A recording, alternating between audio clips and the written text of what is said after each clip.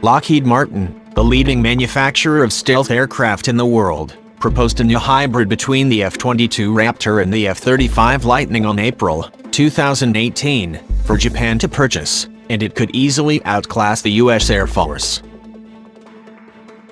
Japan has, for decades, wanted in on the U.S. Air Force's F-22, a long-range, high-capacity stealth fighter that perfectly suits its defense needs, except for one problem: the U.S. won't sell it. While completing the F-22, the U.S. ruled out its sale to allies as the technology involved in the plane was too advanced for export. But this decision took place 11 years ago in 2007. Today, the U.S. is in the process of selling Japan the F-35 multi-role strike aircraft, but according to Justin Bronk, an air combat expert at the Royal United Services Institute, the plane's design makes it less than ideal for Tokyo. The F-35 is primarily a strike aircraft, intended to hit well-defended targets on the ground, and is limited in air-to-air combat because of its size, its single engine, and way it was designed, Bronk said.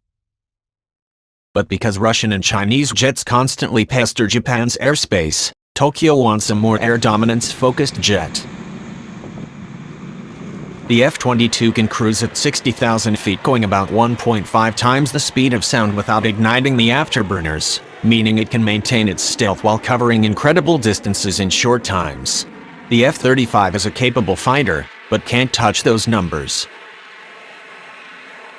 Along with a bigger missile loadout, it's a much more capable for air superiority tasks, Bronk said of the F-22. The strike role that Japan really cares about is not really the one that the F-35 is designed for. He added that Japan would love a jet that can fire anti-ship missiles, but that the F-35 is just too small to hold them inside its stealthy weapons bays.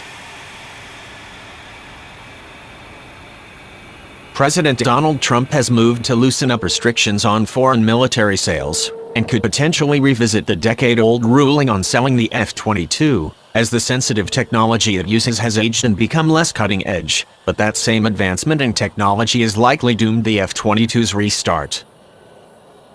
Bronk said the costs of restarting F-22 production were not trivial, and even if Japan offered to pay, a lot of the electronic components, computer chips and things, are not built anymore. The F-22 had a decades-long development that started off with 1980s era technology. If you were going to put the F-22 into production now, it's hard to justify doing without updating the electronics, Bronk said. Once the electronics become updated, and take up less space and throw off the balance of the jet, the flight software would need an update. Once the flight software starts getting updated, it starts to look like a new fighter program, Bronk said.